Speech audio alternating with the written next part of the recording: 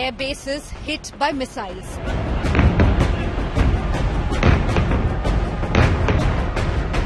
Iran celebrates, but Israel denies.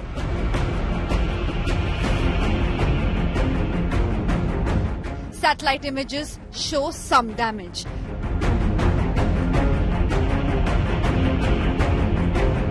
But were fighter jets really destroyed?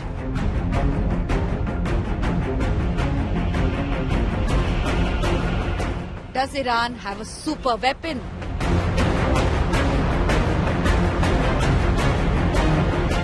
Unmissable deep dive into big claim.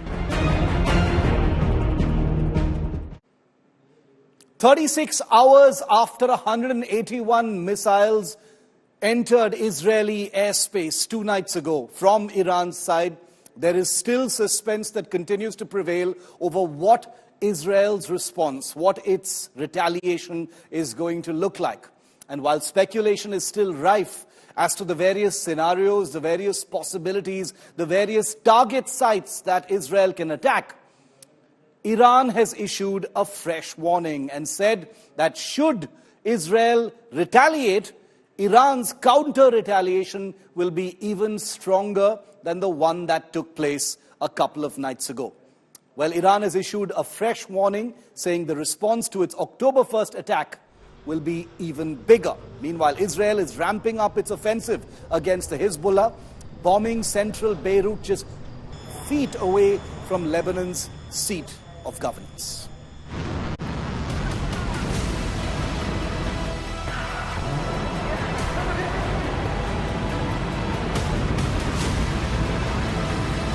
War clouds thicken over West Asia. Just days after Iran's barrage of missiles against Israel, all eyes on Israel's next move. Iran shot off another warning, saying any retaliation by Tel Aviv will trigger a harsher counterattack. The security of the region is the security of all Muslims, and we do not want any war or bloodshed. Since I assumed the presidency, every speech I have made has emphasized our quest for peace and security. No nation or region can prosper in the midst of war. We were left with no choice but to respond. If Israel decides to retaliate, then it will face harsher reactions. Israel is ramping up its offensive against Hezbollah.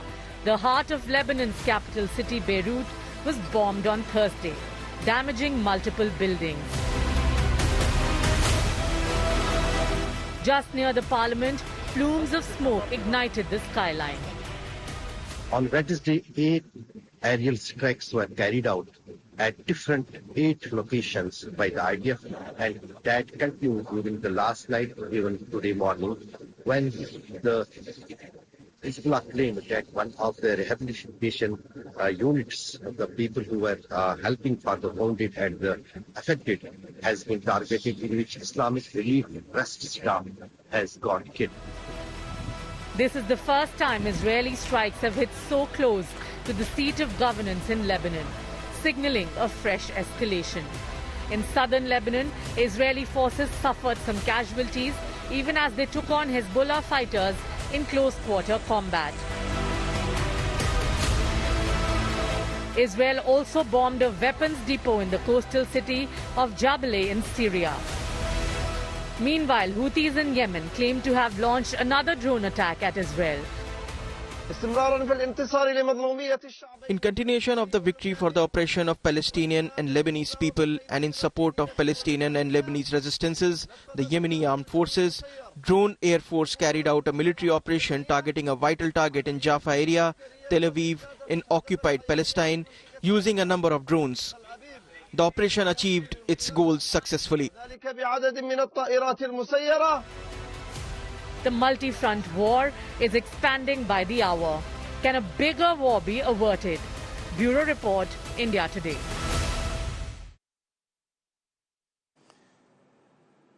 Now, 3 air bases housing fighter jets of the Israeli military were hit 2 nights ago. 3 air bases which contain some of the frontline fighter aircraft that have been involved in conducting airstrikes in Gaza, in Syria, against the Houthis in Yemen and now in Lebanon as well. The three air bases were the Nevatim and the Hatzerim air base in the southern part of Israel and the Tel Nof air base in the central part of Israel. Now, all of these are frontline air bases which contain fighter aircraft of the Israeli Air Force, which, armed with missiles and bombs, have been conducting the airstrikes that you've been reading about. The missiles went from Iran, they flew all the way across this entire stretch of geography and landed in those air bases. But here's where the interesting thing begins, because we know that the missiles were fired. We also know that a large number of those missiles were intercepted by Israel's very advanced air defense systems like the Iron Dome and the David Sling. But now a different kind of war has broken out between Israel and Iran. And I want to zoom in fully because this is a very, very polarizing story. Iran claims that some of its missiles, which had struck the combat airbase of Nevatim, which houses some of Israel's most capable fighters, its number one fighter, its most advanced fighter, the F-35, Iran claims that at least 30 of the aircraft were actually destroyed in that missile strike. Now, we don't know this for sure because only one small pair of satellite images have emerged. Israel has categorically denied any large-scale destruction. They've said all aircraft are completely intact. There has been no damage whatsoever to anything on the ground at these air bases. Now, these are two images that we have right now.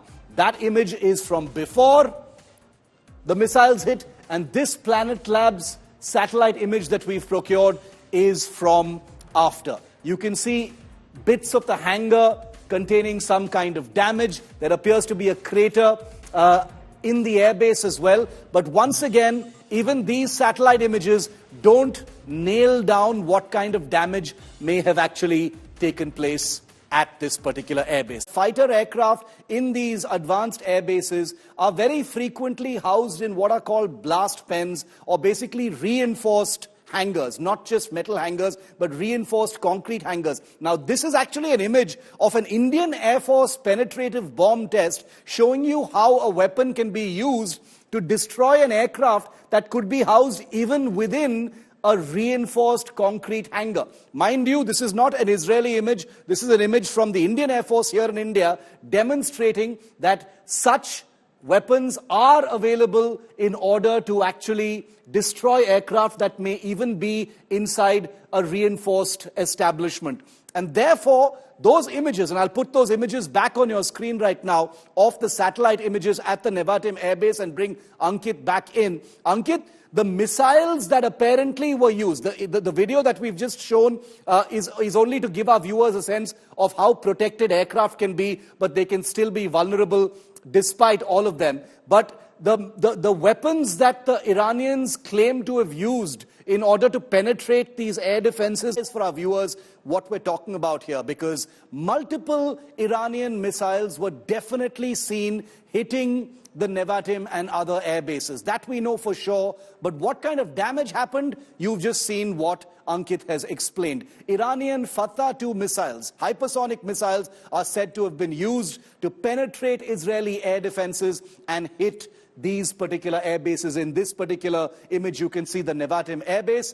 Iranian media claimed 30 Israeli fighter jets were destroyed. Israel has categorically denied this and said all the fighter jets were intact. I'll tell you a little bit more about that in just a moment. And as you can see in these satellite images, there is damage inside the station. So is the truth somewhere in the middle is the big question that we're asking right now.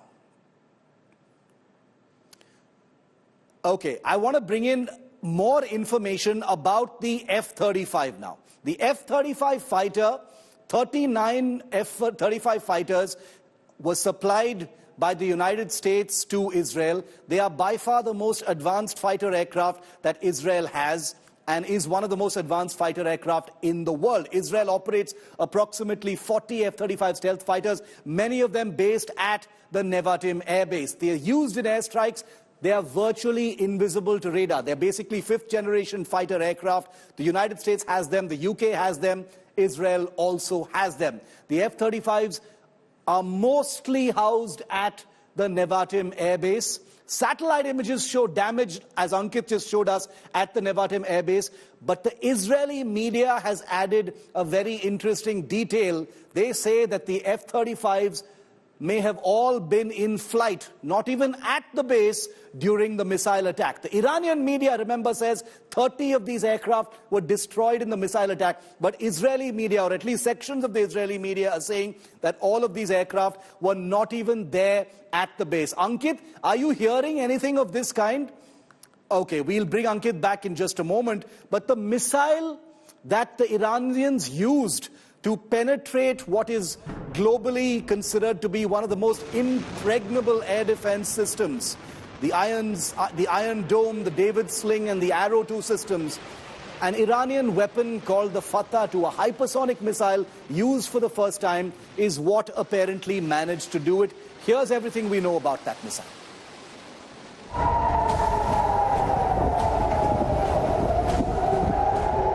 Nearly 200 missiles rained on Israel on 1st of October.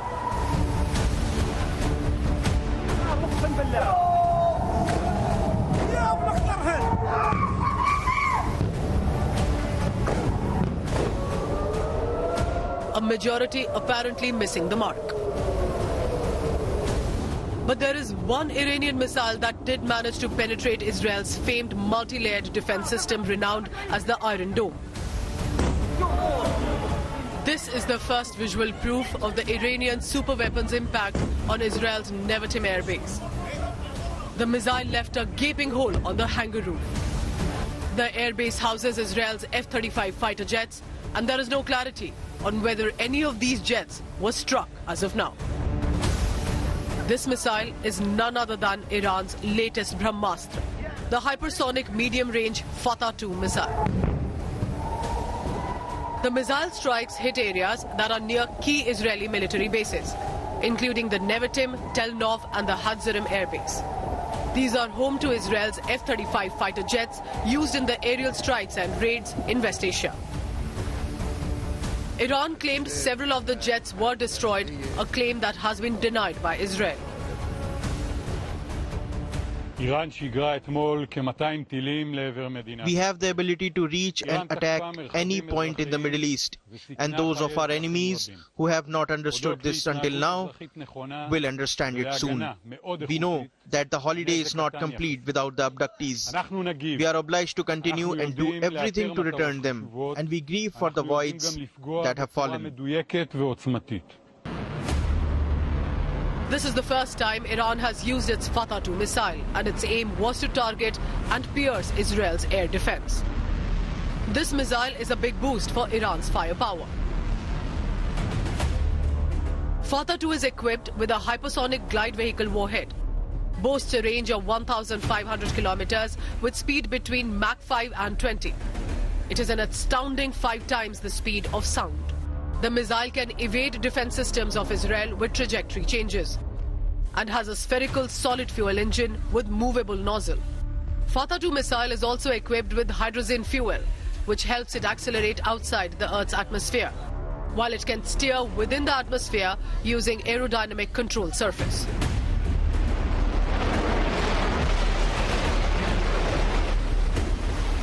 The Fatah 2 missile used by Iran marks a big escalation of war with Israel. All eyes will now be on Israel's next move. Bureau Report, India Today.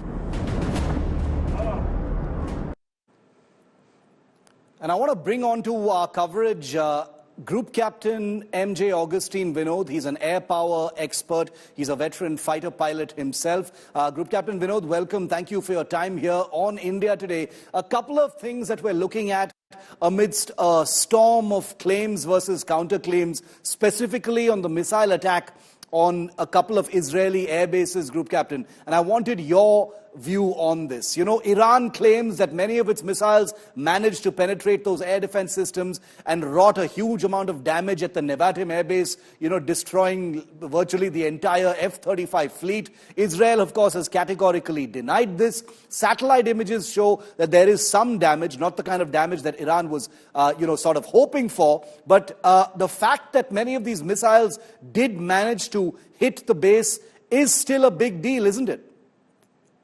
Certainly. In fact, you just mentioned Arrow David Sling followed by Iron Dome. A three-layered air defense has been penetrated, and some missiles have landed, and one of which we were discussing earlier. I was just listening to your discussion with the previous the speaker. This is the image that is going around in the world over today, and everybody is discussing it. But what misses everybody, Shiv, is during war. Even I'm sure you've gone to many air bases in India, and you have seen such hangars on the tarmac. Yes. These are peacetime hangars. They are there to protect the aeroplane from the elements, from the sunlight, rain, and everything, and also allows the people to load the weapon, do some minor maintenance activities, etc. In a war-like scenario, no one puts their aeroplane here because it is calling for, open air killing, as it happened during Six-Day War. Six-Day War of Israel opened up this can of worms, and Egypt was down to nearly aircraft because they were all out in the open, and Israeli Air Force went and took it out, and the war was over in 6 days. Let me bring out the same image here. Now you look at, this is that particular hangar that we are talking about. Yeah. But look here, just 200 meters down the road, you will see every single, this is called URP. I want to, explain URP in 30 seconds. URP is nothing but unit risk principle. What URP talks about is you put every egg in one basket, not all eggs in one basket, which means you will need one missile that directed for one target, and that too, target is the weapon to target matching has to be done so that the weapon can penetrate the hardened shelter, and you see number of hardened shelters here. If these many hardened shelters were made for this hangar, which is a peacetime hangar, all the aeroplanes would have been in this hardened shelter and not here. So even if it was there, A, it was a mistake. B, maximum 2 to 3 aeroplanes may have been damaged. Yeah. So that is the long and short of what I wanted to tell people. Understood. People look at image and start... in the Israeli media, there's also a claim that there were no aircraft even at the base because there was advanced intelligence about these incoming missiles, and these aircraft were scrambled and all of them were in the air. Is that a possibility as well, sir, that the aircraft were not even at the base? That is bunkum. Shiv, it is not possible because if all the aircraft are in the air, at some time, all the aircraft will be on the ground. Yeah. So it is not possible. It is a loop.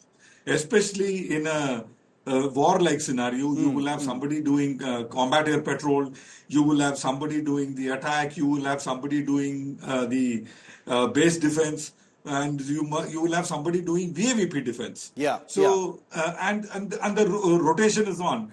Most certainly, more than 10 aeroplane should have been on the ground. But my only point, Shiv, is it is not here. It will be here.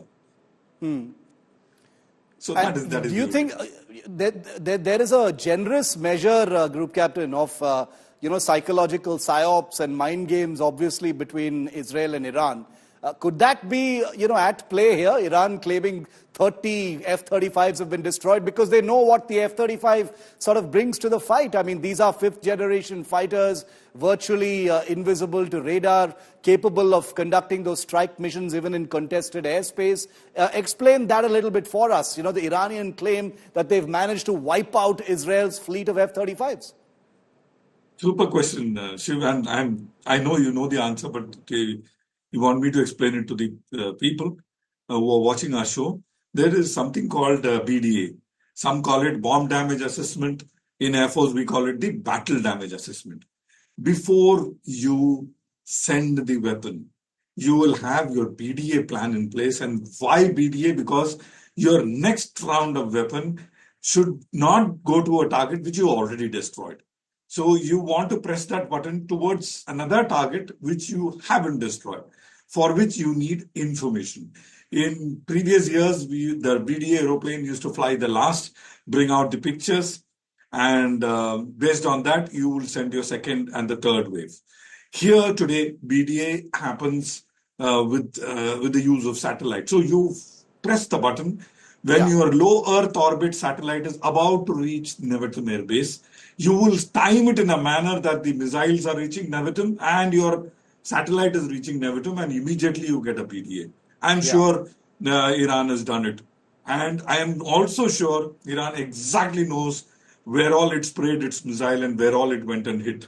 But like you correctly said, the PSYOPs has to continue, because PSYOPs is also part of operations, and nothing wrong in PSYOPs. I mean, every trained military and country and diplomacy are supposed to come together to sing the same song to create some kind of fear in the minds of people.